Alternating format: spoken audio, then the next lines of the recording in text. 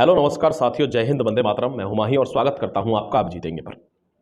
बहुत ज़्यादा इंपॉर्टेंट एक बात बताना चाहता हूं और मैं चाहता हूं कि 5 मिनट आप इस बात को बहुत इत्मीनान से सुने, क्योंकि बहुत कुछ गड़बड़ चल रहा है और वो ज़्यादातर बच्चों को पता नहीं है।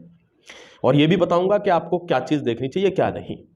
देखो दोस्तों, सबसे पहली बात तो जो मैं बता चुका हूं, कई बार आपको शॉर्ट वीडियोज़ में भी बता चुका हूं कि जो दोस्त उस तीसरी लिस्ट में है वो लगभग बहुत ज़्यादा दोस्तों खराब है मामला एसएससी की तरफ से, कि वो बच्चे फेल ही हैं, यानी वो लिस्ट निकाली गई है फेल बच्चों की। दूसरी बात यह है कि किस टाइप का ये रिजल्ट निकला है, क्या निकला है, सबको इसकी जानकारी नहीं है। एक दो लोगों को इसकी जानकारी लगी, और दोस्तों इसलिए लगी उनको क्योंकि वो खुद जानते हैं इस चीज को कि ऐसा होता है।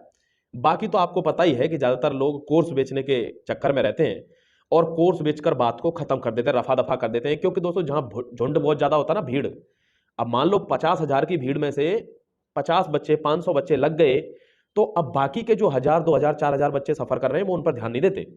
तो सबसे मेन बात क्या है कि जो 3 लिस्ट है, उन 3 लिस्ट में से एक लिस्ट जो है तीसरी वाली, जिसमें आपका नाम अगर यदि है, 12-13 हजार बच्चों की लिस्ट है, 12,759 करके लगभग, वो बच्चे फेल हैं। और कोई अगर कहता है उनमें से 2-4 बच्चे पास होंगे, तो वो भी नहीं है, क्योंकि वहां ऐसा है ही नहीं कि कोई बच्चा उसमें है तो उसमें उस दूसरी लिस्ट में होगा, नहीं है ही नहीं वो बच्चा।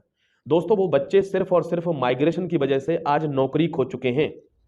और इस चीज का पता आपको तब चलेगा जब आपका एडमिट कार्ड नहीं आएगा, आपको फिजिकल के लिए अपियर नहीं होने दिया जाएगा। तो मेरा कहने का मतलब यह है कि एटलीस्ट जो आपको सपोर्ट करता है, यानी कुछ है दोस्तों, एक दो मैं भी जानता हूं उन सर को, वो बहुत ज्यादा एफर्ट डालते हैं, उन्होंने बहुत पूरी कैलकुलेशन करके सबको कुछ सब कुछ बताया भी है। तो ऐसे 2-4 बंदों को आप कम से कम अप्रिशिएट किया कीजिए।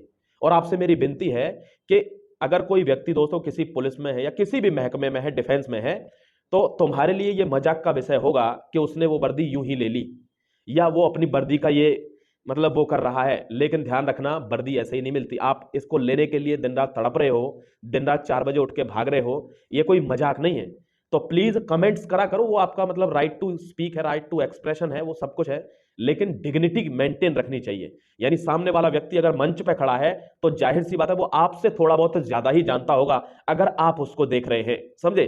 तो इसलिए डिग्निटी मेंटेन रखनी है माय डियर, है ना, किसी भी, और यूनिफॉर्म की तो खासकर। ये देश का सम्मान होता है, ये सिर्फ किसी व्यक्ति विशेष से जुड़ी हुई नहीं होती। व्यक्ति विशेष तो इसे पाने के लिए मेहनत करता है, लेकिन ये मातृभूमि का, देश का सम्मान होता है। तो डिग्निटी यूनिफॉर्म की हमेशा मेंटेन रखें।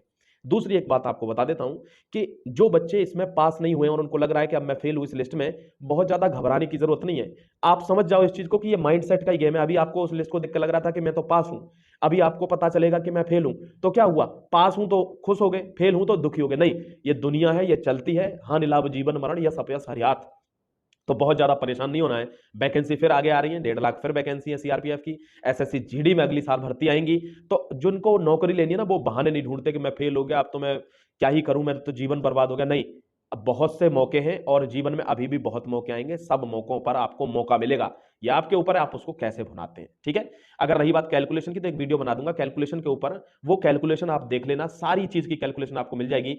43,000 बच्चे फेल हो चुके हैं, यानी पूरी बात करूं तो 50,000 बच्चों के साथ दोस्तों जबरदस्ती, कहते हैं ना, जबरदस्ती किसी को ठूस देना फेल के मुंह में, वो हो गया है। रिजल्ट खराब डिक्लेयर हुआ है, ये बात आपको अब पता चल गई है।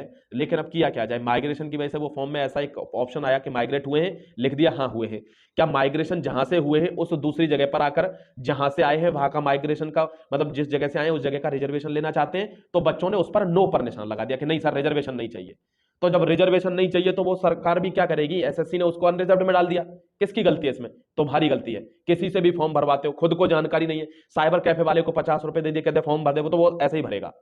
अब तुम जाओ उसकी कर लो फांसी साइबर कैफे वाले की।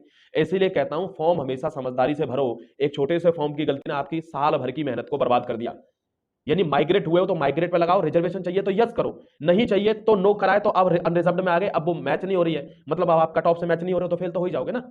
चलिए, अपना ख्याल रखिए, खुश रहिए। कोई भी लेटेस्ट इन्फॉर्मेशन होगी मैं जरूर आपके सामने उसको लेकर आऊंगा। उसके लिए मैं आपसे सिर्फ इतना कहना चाहता हूं कि कोई भी इन्फॉर्मेशन आपको टाइम से मिल जाए, उसके लिए चैनल को सब्सक्राइब कर लीजिए और बेल आइकन को जरूर प्रेस कर लेना, जिससे कभी कभार नोटिफिकेशन नहीं जाता है तो वो आपको मिल सके, ठीक है? जय हिंद, वंदे मातरम। आप सभी को मेरी तरफ से ऑल द बेस्ट है। जिन लोगों का फिजिकल है उनके लिए भी, जिनका नहीं है उनको आगे के एग्जाम्स के लिए अपने माता पिता का सम्मान करें, गुरुजनों का सम्मान करें साथियों, और आपको नौकरी मिल जाएगी। बस मेहनत कम मत करना, कंसिस्टेंसी मत छोड़ना, यानी रिलेंटलेस एफर्ट को कम मत करना। शुक्रिया, जय हिंद।